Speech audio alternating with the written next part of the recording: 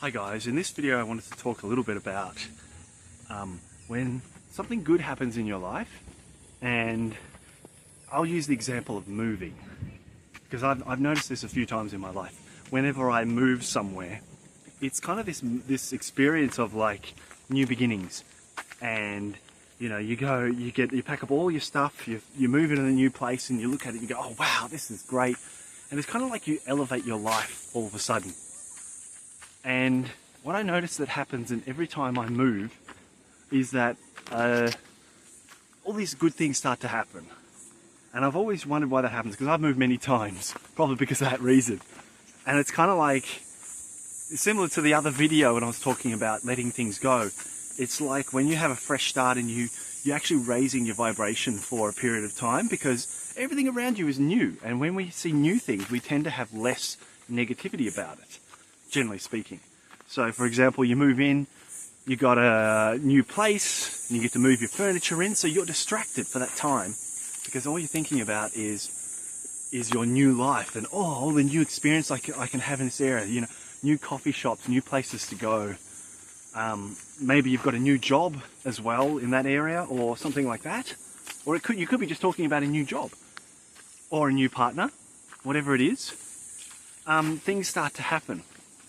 And so whenever this has happened, I mean, this has happened to me many times. I've noticed these things in my life where I've moved house or I've changed jobs, and I've noticed at those times, or a new relationship, that things start to go my way more often.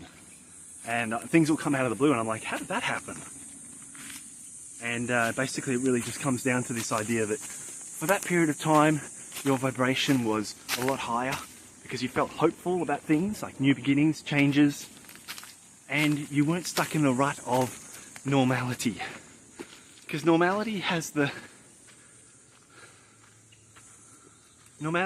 tendency to make us feel like there's no hope, because nothing seems to be changing, because it's all the same. And Bashar always talks about this idea that every single moment is completely different. But what makes it look like it's exactly the same is when we think that everything is linear and that there are no changes.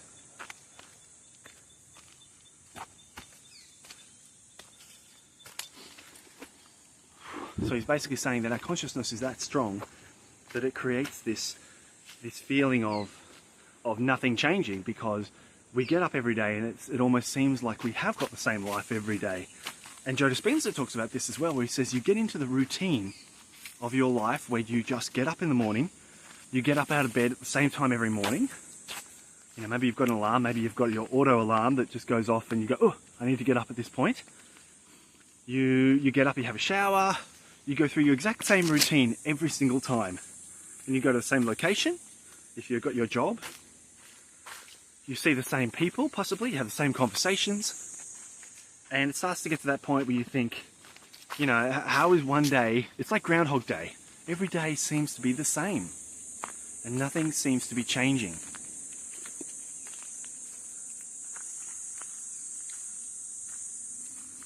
But Bashar says that every single moment is completely different. There is no linearity to it at all, which is very hard for us to understand. I don't understand it as well, or either. So when we have a new circumstance, new moving somewhere or that sort of thing, it gives us a chance to go, well, you know what, things can be different. There's no expectation, or there's no negative expectation about what will happen, because we lose that being stuck in a rut kind of feeling. And I just wanted to mention this idea about a film that I saw years ago called What About Bob? And I think it's really funny, because this is a good film for like a psychological example. And Bob Wiley is the main character, and he has a lot of emotional and mental problems. And he goes to see the doctor, the psychiatrist, and he goes, I don't want you to take a vacation from your life. I want you to keep going to work, doing your normal things. He goes, I want you to take a vacation from your problems. And I always remember that scene, because it's a comedy, and he's like, a vacation from my problems. And he's like really excited about it. And then he's talking to his family, the doctor's family, and he goes, have a great vacation, family. And he really likes them, and he starts to overcrowd them. But anyway, he basically says, have a great vacation, family. And he kind of cornerly leans into Richard Dreyfuss and he goes, me too, kind of thing, you know, in terms of he's having his own vacation. And of course that doesn't take, he's just like, how does that work? I don't know what to do. I need to take an actual vacation. But anyway, the principle is, like I said, sometimes you have to make things a little bit physical. Like if we just say, I'm going to take a vacation from my problems, or a holiday from my problems, then, you know, most people will snap out of that pretty quick and go, well, but this is the same, and that's the same, and that's the same. How is anything different? Why should I feel better about my life if everything is the same? And so this idea that I've been talking about is really, sometimes you have to make it a little bit physical, in terms of make it real. And as I said, I've traveled a lot, and I've lived in different countries, 3 different countries, and moved locations, you know, even in Melbourne, that sort of thing. And it's really amazing how when those things happen, you do have that feeling of like you're taking a holiday from your everyday problems. Because especially if you go somewhere else, the problems that you normally have with people might be social, might be just, you know, the way people expect you to behave, family, that sort of thing, because family can be very restrictive in terms of how they expect you to be, because they go, oh, I still see you as that person who was running around the living room or something, you know, and then they kind of don't want you to change. And so sometimes when you're in a different environment, you have a chance to be who you are, who you really are, and people don't see you as you were because they don't know that you. And then so you have a chance to turn up as you are, and people will go, oh, okay, this is who he is. And you can decide who that is. So it's really interesting. And as I said, Joe Dispenza talks about this, about breaking your routine, breaking the expectation of normality, which is where nothing amazing can happen because it's so normal, it's so expected. When you go somewhere else and you're around different people, magical things can happen. And like I said, even if you've got the same life, but you can distract yourself with something amazing. Like for example, for me, one of my hobbies is doing go-kart racing. I love racing. I've loved Formula One since I was a kid. And if I have a weekend racing and I do well, then I just feel like I'm in a completely different world.